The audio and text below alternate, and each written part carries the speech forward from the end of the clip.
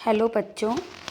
आज हम आप लोगों को हमारा इतिहास और नागरिक जीवन का पाठ 8 है आपका, भारत में राष्ट्रवाद का उदय एवं विकास, इसके बारे में बताएंगे। तो आपने देखा कि कक्षा 8 की जो इतिहास थी ये कहाँ से शुरू हुई थी। पहले पाठ में आपको बताया गया था कि यूरोपीय शक्तियों का भारत में आगमन। यूरोपीय शक्तियाँ मैंने समझाया था कि यूरोप देश में जो रहने वाले जो यूरोप के देश थे, है ना, इंग्लैंड वगैरह, वो सब किस तरह से भारत में आए, क्यों आए थे वो। फिर आपको दूसरे पार्ट में बताया गया भारत में अंग्रेजी राज्य की स्थापना। फिर वो लोग आए तो कैसे कैसे अंग्रेजी राज्य का स्थापना हुआ।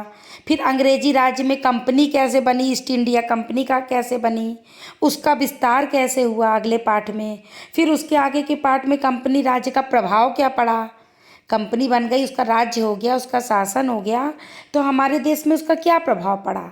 फिर आपका आया कि जब प्रभाव पड़ा तो उसके विरोध में हमने क्या किया, स्वतंत्रता के लिए संग्राम किया। कौन सा संग्राम किया, पहली बार हमको समझ में आया कि हमको इसका विरोध करना पड़ेगा। तो प्रथम स्वतंत्रता संग्राम आपने पढ़ा एक पाठ में। उसके बाद के पाठ में आपने पढ़ा कि ब्रिटिश राज्य के अधीन भारत किस तरह से गुलाम हो गया। हमारा भारत पूरी तरह से किसके अधीन हो गया, पहले तो कंपनी ने कब्जा किया, फिर ब्रिटिश राज्य ने कब्जा कर लिया। फिर हमारे भारत में नव जागरण आया। उसके बाद कैसे एक लहर चली जिससे हमारे बुद्धिजीवी वर्गों में एक नव जागरण, नई नई बातें, नई सोच, नया सामाजिक कुरीतियों से लड़ना, ये सब आया। अब उसी के आगे आपका अगला पाठ है भारत में राष्ट्रवाद का उदय एवं विकास। कि नव जागरण के बाद जब हमारे समाज में परिवर्तन होने लगा, हमारे सोच में परिवर्तन होने लगा, तो कैसे हमारे भारत में राष्ट्रवाद की भावना का उदय हुआ। अभी तक तो हम लोग व्यक्तिवाद भावना, अपने से मतलब रखते थे, अपनी बातों में रहते थे, समाज की हमको चिंता ही नहीं थी, अपनी अपनी से मतलब था। लेकिन जब पूरा देश एक जैसी परेशानी को झेलने लगा तो हमको लगा कि नहीं, मिलजुल के एक साथ लड़ाई करेंगे तो हम जीत जाएंगे। तो आखिर ये कैसे आया। आपका पाठ का नाम है भारत में राष्ट्रवाद का उदय एवं विकास। क्या नाम है आपके पाठ का, कि किस तरह से, इस पाठ में आप समझेंगे कि किस तरह से हमारे भारत में राष्ट्रवाद, राष्ट्र के प्रति प्रेम की भावना का उदय हुआ और विकास हुआ, मतलब राष्ट्रीय भावना निकली और वो विकसित हुई। तो आप ये समझ जाइए कि इसके कई कारण थे। राष्ट्रवाद की भावना का हमने बताया ना शुरू से, तो इसमें एक महत्वपूर्ण कारण ये था कि राजनीतिक एकता, भारत की राजनीतिक एकता, मतलब पूरे भारत देश में एक जैसे सबके संग वही हो रहा था। अंग्रेजों का राज्य हो गया था, सभी अंग्रेजों के अधीन हो गए थे, सबकी समस्याएं वही थी, सबके ऊपर अंग्रेज हावी थे, है ना, उनके ऊपर जुल्म करते थे उनके। तो इस कारण सब जब एक से दुख हो गए सबके, तो सब मिल करके लड़ाई लड़ने को तैयार हो गया पूरा देश। और क्या साथ कारण था हमको कि जिससे हमको राष्ट्रीय भावना हमारे यहाँ विकसित हुई। तो दूसरा कारण था तीव्र परिवहन के साधन। अंग्रेजों ने क्या किया, अपना व्यापार बढ़ाने के लिए, अपने उद्देश्यों को, सैनिक रक्षा के लिए खूब सारे पक्के मार्ग बनाए, पुल बनाए। देखिए हमारे प्रयागराज का जो पुराना लोहे का पुल है वो अंग्रेजों के समय का है। तो उन्होंने तीव्र परिवहन कर दिए, तो उससे जनता भी एक दूसरे से मिल सकी, हमारे भारतीय भी उससे जग गए, उनको भी अपनी बात कहने का, अपनी बात दूसरों तक पहुंचाने का अधिकार मिल गया, जगह मिल गई। फिर डाक संचार उन्होंने कर दिया, उससे भी हम लोग अपनी बात यहाँ से वहाँ तक पहुँचा सके। पहले तो हम लोग के पास साधन ही नहीं था, एक गांव में क्या हो रहा है अगले गांव तक पता ही नहीं चलता था। फिर उसके बाद नए बुद्धिजीवी कुछ लोग इंग्लैंड से पढ़ के आए थे, तो उन्होंने देखा कि वहाँ तो कितने सारे अधिकार मिले हुए हैं, उनमें कुछ डॉक्टर थे, वकील थे, अध्यापक थे, तो उन्होंने क्यों ना हमारे भारत में भी ऐसा होना चाहिए, है ना। तो इस तरह से कई बातें थी जिसके कारण कि हमारे भारत देश में राष्ट्रवाद का उदय हुआ। तो आप अभ्यास कार्य करते हैं। पहला है आपका बहुविकल्पीय प्रश्न। पहला है कांग्रेस का प्रथम अधिवेशन हुआ, कब हुआ था प्रथम अधिवेशन, 1885 में, 85 में इसका हुआ था। दूसरा प्रश्न है आपका वंदे मातरम गीत के रचयिता कौन है? तो वंदे मातरम गीत के रचयिता कौन है? बंकिम चंद्र चटर्जी। आप लोग हमेशा दो, एक राष्ट्रगीत है और एक राष्ट्रगान है, इसमें ज़रूर कंफ्यूज होते हैं। तो आप ये ध्यान रखिए कि जो वंदे मातरम है वो राष्ट्रीय गीत है और जो जनगण मन है वो राष्ट्रगान है। अब आप दोनों रचयिता में कंफ्यूज हो जाते हैं। आपको ये तो याद रहता है कि एक बंकिम चंद्र चटर्जी हैं और एक रविंद्रनाथ टैगोर हैं, लेकिन आप ये भूल जाते हैं कि किसने किसने राष्ट्रीय गीत लिखा और किसने राष्ट्रीय गान लिखा। तो आप ये कन्फ्यूजन ना हो आपको, इसके लिए हम आपको बताते हैं कि जो वंदे मातरम है राष्ट्रगीत हमारा, वा से शुरू हो रहा है, तो बा से ही बंकिम चंद्र चटर्जी। आप ऐसा लिंक एक जोड़ लीजिए अपने दिमाग में कि वा से वंदे मातरम और बंकिम चंद्र चटर्जी इसके हैं, तो आपको याद हो जाएगा कि जनगण मन के कौन रचयिता है, यानी राष्ट्रगान के रचयिता कौन है, तो वो कौन हुए? रविंद्रनाथ टैगोर। अगला प्रश्न है आपका, भारतीय राष्ट्रीय कांग्रेस की स्थापना में अग्रणी भूमिका किस अधिकारी की रही? अग्रणी मतलब सबसे पहली भूमिका किस अधिकारी की रही? तो उत्तर है आपका, भारतीय राष्ट्रीय कांग्रेस की स्थापना में अग्रणी भूमिका श्री एलन ऑक्टेवियन ह्यूम, इनको ए.ओ. ह्यूम भी कहते हैं, ए.ओ. ह्यूम नामक अवकाश प्राप्त अधिकारी की रही। अब देखिए ये अंग्रेज थे, लेकिन हमारे भारतीय राष्ट्रीय स्थापना करने में यही थे उसके संस्थापक, ए.ओ. ह्यूम। तो सोचिए, आप ये मत सोचिए कि अंग्रेज पूरी तरह से खराब थे, सभी अंग्रेज खराब थे, ऐसा नहीं था। कुछ अंग्रेजों को लगता था कि हम लोग जुल्म कर रहे हैं भारतीयों पे, तो वो भारतीयों का साथ भी दिए, भले ही वो अंग्रेज थे लेकिन उनके अंदर इंसानियत थी। तो उन्हीं में से एक थे ए.ओ. ह्यूम, जिन्होंने भारतीय राष्ट्रीय कांग्रेस की स्थापना में सबसे पहली अग्रणी भूमिका, वही उसके संस्थापक थे। ठीक है। आपका दूसरा प्रश्न है, स्वराज्य हमारा जन्मसिद्ध अधिकार है, इसे हम लेकर रहेंगे, यह कथन किसका है? तो आपको याद होना चाहिए, उत्तर है, यह कथन लोकमान्य बाल गंगाधर तिलक का था कि स्वराज्य मेरा जन्मसिद्ध अधिकार है और मैं इसे लेकर रहूँगा। ये हमारा अधिकार है लेना अपने राज्य को। तो किसने कहा था? बाल गंगाधर तिलक में। इसको याद रखिए, ये आपको बड़े बड़े कंपटीशन में, आप बड़ी क्लास में जाएंगे तब भी ये हमेशा प्रश्न आता है, हमेशा। आगे है तीसरा प्रश्न आपका, भारतीय मुस्लिम लीग की स्थापना किस सन में हुई? उत्तर है, भारतीय मुस्लिम लीग की स्थापना सन 1906 में हुई थी। अगला प्रश्न है लघु उत्तरीय आपका, कांग्रेस के प्रथम अधिवेशन में घोषित किए गए उद्देश्य लिखिए। उत्तर है, कांग्रेस के प्रथम अधिवेशन में घोषित उद्देश्य निम्नलिखित थे। जो कांग्रेस का पहला अधिवेशन हुआ, मतलब पहली बैठक हुई, उसमें क्या क्या उद्देश्य, क्या क्या एम रखा गया कि हमने क्यों इसका गठन किया, कांग्रेस पार्टी हमने बनाई क्यों? तो उसके उद्देश्य थे, पहला, देश के विभिन्न भागों के राजनीतिक एवं सामाजिक नेताओं को एकजुट करना। पहला उद्देश्य क्या था कि पूरे देश के जो राजनीतिक और सामाजिक नेता हैं, जो समाज में सुधार कर रहे हैं, राज्य में सुधार कर रहे हैं, देश में सुधार कर रहे हैं, राजनीति में सुधार कर रहे हैं, उनको हम एकजुट कर लें, उनकी विचारों को आपस में तालमेल बैठा लें, क्योंकि एकता में ही शक्ति होती है। हम एक एक क्षेत्र में एक एक जगह लड़ेंगे तो हार जाएंगे, और हम मिलके पांचों उंगलियों से लड़ेंगे, मुक्का ज़्यादा तेज लगता है ना, उंगली से आप किसी को मारेंगे एक उंगली से तो धीमे से लगेगा, और पांचों उंगलियों को मिला के मारेंगे मुक्का बना के तो क्या होगा, तेज से लगेगा। तो वही सबको एकजुट किया गया। दूसरा है भारतीयों में राष्ट्रीय एकता की भावना विकसित करना। जो भारतीय लोग हैं उनमें राष्ट्रीय एकता की भावना का विकास किया गया कि हमको अपने राष्ट्र के लिए एक होना पड़ेगा।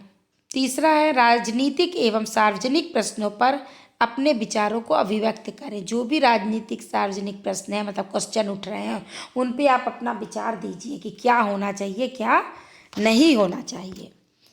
अगला प्रश्न है आपका, कांग्रेस की दो विचारधाराएं कौन सी थीं, उनके बारे में लिखिए।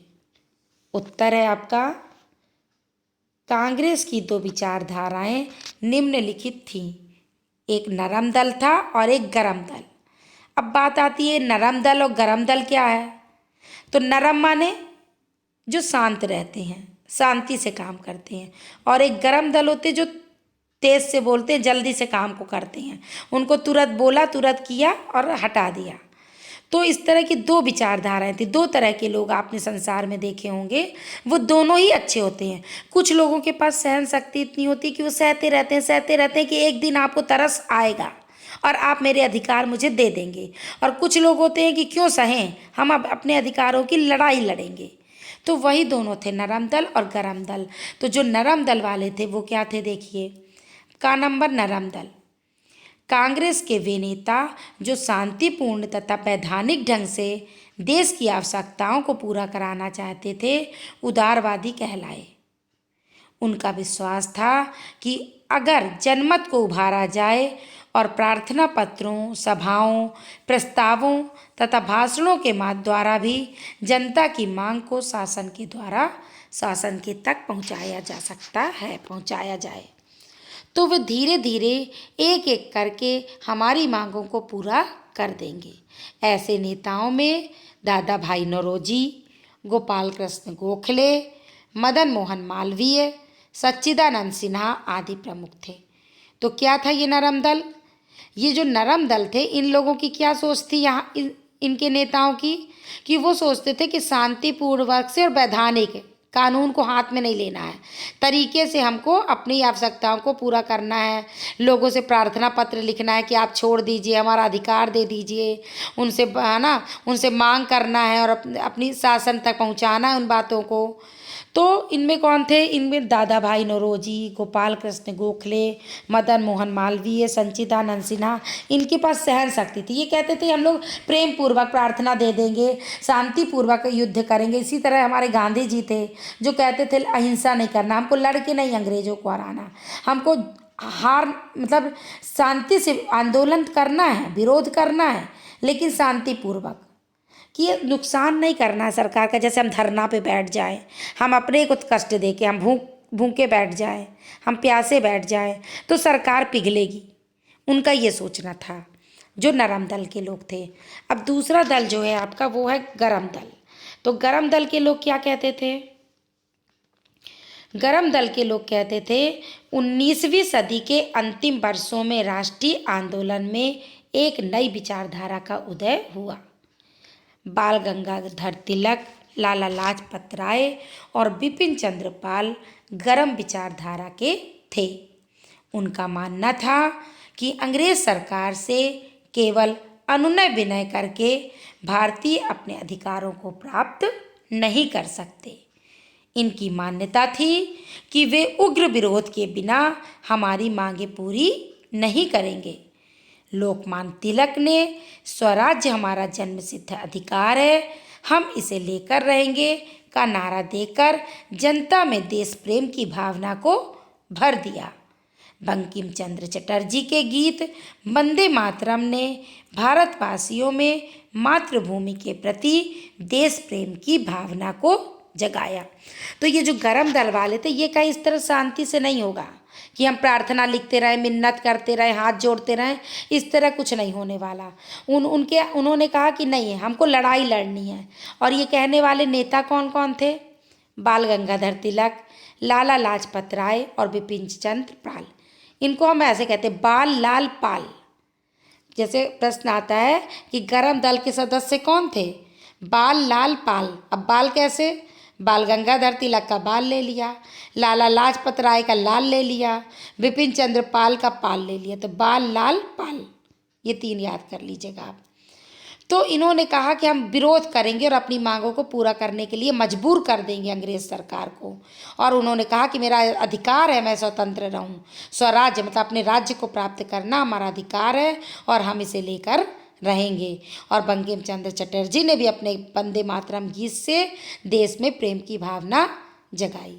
तो ये आपका हो गया ये वाले प्रश्न का उत्तर। अगला प्रश्न है आपका, होम रूल आंदोलन से आप क्या समझते हैं? उत्तर है, सन 1914 ईस्वी में प्रथम विश्व युद्ध आरंभ हो गया। इंग्लैंड ने युद्ध में लड़ने के लिए भारतीय जनता और भारतीय साधनों का पूर्ण उपयोग किया। भारतीयों को बहुत बड़ी संख्या में सेना में भर्ती भी किया गया। ब्रिटिश सरकार ने करोड़ों रुपए भारत से ले जाकर युद्ध में खर्च कर दिए। ब्रिटिश सरकार ने युद्ध बंद होने के बाद कांग्रेस की मांगों को पूरा करने का आश्वासन दिया था। इसी आधार पर भारतीयों ने विश्व युद्ध में ब्रिटिश सरकार की सहायता की थी, किंतु युद्ध की समाप्ति के बाद अंग्रेज अपने वादे से मुकर गए। 1916 ईस्वी में आते आते कांग्रेस के दोनों नरम दल और गरम दल और दूसरी ओर कांग्रेस एवं मुस्लिम लीग में एक समझौता हो गया। इसी समय श्रीमती एनी बेसेंट और लोकमान्य बाल गंगाधर तिलक ने होम रूल आंदोलन चलाया। तो यह होम रूल आंदोलन क्या है? देखिए, इसके शब्द से आपको समझना पड़ेगा। होम रूल मतलब रूल माने नियम, एक ऐसा आंदोलन जो नियम में रह करके करा, मतलब संवैधानिक नियमों को मानते हुए। सरकार ने जो नियम बनाए थे, ब्रिटिश सरकार ने उन नियमों को मानते हुए उन्होंने विरोध किया, तो इसलिए इसका नाम पड़ा होम रूल आंदोलन। वो 1916 में हुआ था। उसमें नरम दल, गरम दल, मुस्लिम लीग सभी मिल गए थे। ये हुआ क्यों करना पड़ा होम रूल आंदोलन? होम रूल आंदोलन इसलिए करना पड़ा कि जब हमारा प्रथम विश्व युद्ध क्या है? जिसमें पूरा विश्व लड़ता है, पूरा संसार के देश लड़ते हैं, वो विश्व युद्ध है। तो जो प्रथम विश्व युद्ध हुआ था 1914 में, वो क्या हुआ था? 1918 तक चला था। उसमें दो पार्टी थी, है ना? तो वो दो पूरा विश्व एक पार्टी के संग और दूसरा सोवियत रूस, एक अमेरिका के संग था, और आधा देश इसमें था, आधे देश उसमें थे। तो हमारे भारतीयों ने भी उनको बहुत सहयोग किया। किसको? ब्रिटिश सरकार को। क्यों किया? और बहुत सारा धन भी भारतीयों का ले जा करके उन्होंने युद्ध में खर्च किया। किस लिए? कि वो कहते थे कि जब ब्रिटिश सरकार ने युद्ध बंद होने के बाद कहा था कि कांग्रेस की मांगों को हम पूरा कर देंगे, लेकिन जब जैसे युद्ध समाप्त हुआ वो अपनी बात से मुकर गए, बोले नहीं, मैंने ऐसा कुछ भी नहीं किया था। तब जनता में आक्रोश आ गया कि हमने तो इनकी इतनी मदद की, इनकी तरफ से युद्ध लड़ा, कितने लोग मरे होंगे, कितना नुकसान हुआ होगा, इतना पैसा दिया, और अब जब बारी आई कि आप कहे थे कि मेरी बातें मानेंगे, तो आप कह रहे हैं कि नहीं मानेंगे। तो इसीलिए उनको 1916 में होम रूल आंदोलन करना पड़ा। तो अब आप समझ गएंगे, जिसमें और अच्छी भूमिका यानी बेसेंट ने भी निभाई। हमने बताया था ना आपको कि कुछ अंग्रेज अच्छे थे जो हम लोगों का साथ भी देते थे, और बाल गंगाधर तिलक ने, इन लोगों ने मिलकर होम रूल आंदोलन को शुरू किया। आगे बात आती है, अगला प्रश्न है आपका, भारतीय राष्ट्रीय कांग्रेस की स्थापना कब और क्यों हुई, स्पष्ट कीजिए। उत्तर है, भारतीय राष्ट्रीय कांग्रेस की स्थापना 28 दिसंबर 1885 को हुई थी। ठीक है, 28 दिसंबर 1885 में भारतीय राष्ट्रीय कांग्रेस की स्थापना हुई थी। अंग्रेजी सरकार के उत्पीड़न तथा आर्थिक शोषण से अपनी तत्कालीन दुर्दशा को सुधारने के लिए भारतवासियों ने अनेक प्रयत्न किए, किंतु उनकी दशा ज्यों की त्यों बनी रही। आखिर तंग आकर मध्य वर्ग के प्रबुद्ध लोगों ने तत्कालीन दुर्दशा को, उस समय की जो दुर्दशा हो रही थी, उसके खिलाफ आवाज़ उठाई। उदाहरण के लिए राजा राम मोहन राय ने लोगों को राजनीतिक अधिकार और सुविधाएं तथा प्रेस की स्वतंत्रता प्रदान करने की मांग की, लेकिन ब्रिटिश सरकार ने उनकी एक ना सुनी। अतः लोगों ने अपने अपने क्षेत्रों में विभिन्न संस्थाओं का निर्माण किया, जैसे बंगाल में land holders society, British India society, Indian association, Maharashtra में सार्वजनिक सभा तथा चेन्नई में महाजन सभा। वैसे इन संस्थाओं ने अच्छा काम किया, परंतु इससे स्थिति में कोई सुधार नहीं आया।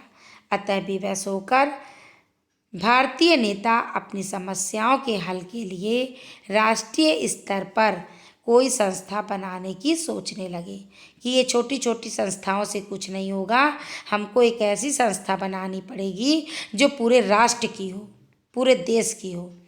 उनकी इस मनः स्थिति को ए ओ हुम नामक एक अंग्रेज ने पहचाना और उनकी भावनाओं को मूर्त रूप देने के लिए प्रयत्न शुरू कर दिए। उसने विभिन्न भारतीय नेताओं से विचार विमर्श किया। अंत में 28 दिसंबर 1885 ईस्वी को देश के विभिन्न भागों से आए हुए 73 प्रतिष्ठित व्यक्तियों के सहयोग से भारतीय राष्ट्रीय कांग्रेस की स्थापना हुई। तो अब देखिए प्रश्न क्या था आपका कि भारतीय राष्ट्रीय कांग्रेस की स्थापना कब और क्यों हुई। तो कब तो आप बता देंगे 28 दिसंबर 1885 में हुई। और क्यों हुई? क्योंकि कोई सुधार नहीं हो रहा था, छोटी छोटी पार्टियों से, छोटी छोटी सोसाइटी से कोई सुधार नहीं हो रहा था। तो हमको लगा कि नहीं, एक ऐसी पार्टी बननी चाहिए जो पूरे देश की हो, इसलिए भारतीय राष्ट्रीय कांग्रेस की स्थापना की गई। यहाँ से आपका समाप्त होता है। और आपको कैसा लगा ये चैप्टर, क्या अच्छा लगा, ख़राब लगा, बताइएगा। आप कमेंट्स करते हैं कि मैम आप इतना रुक रुक के क्यों वीडियो डालती हैं। तो बेटा मैं स्कूल में टीचर हूँ, घर का काम देखती हूँ, फिर मैं फ्री माइंड से पढ़ाती हूँ। जिस दिन भी वीडियो बनाती हूँ अच्छे मन से पढ़ाना चाहती हूँ। ऐसा मैं प्रेशर में नहीं कि मुझे वीडियो डालना है, मुझे आगे बढ़ना है बहुत, ऐसी कोई मेरी लालसा नहीं है। मैं चाहती हूँ मैं जो भी कंटेंट आपको दूँ, जो भी मैटर मैं आपको समझाऊँ, वो सॉलिड समझाएँ, आपके दिमाग में बैठ जाए, आप उसका इमेजिन करें, आप उसका फ़ायदा उठा सकें, आपका बेस मजबूत हो जाए और आपकी हमको दुआएं मिल सकें। तो इसलिए मुझे टाइम लग जाता है। आप कमेंट्स करिए, मांगिए, जैसे ही मुझे समय मिलता है मैं डाल देती हूँ। उसकी मैं क्षमा प्रार्थी हूँ। रोज़ मैं भाग नहीं रही हूँ किसी दौड़ में, किसी कंपटीशन में मैं नहीं सम्मिलित हो रही हूँ। मैं अच्छी चीज़, अच्छी बात, अच्छे मूड से पढ़ाना चाहती हूँ। मैं भी मतलब घर भी देखती हूँ, स्कूल भी देखती हूँ, रिश्ते नाते, इतना समय नहीं मिल पाता। जब समय मिलता है, ये मेरी हॉबी है, मैं आपको अच्छे से कंटेंट देती हूँ और भी मैं भी वीडियो आपको देती रहूँगी। धन्यवाद।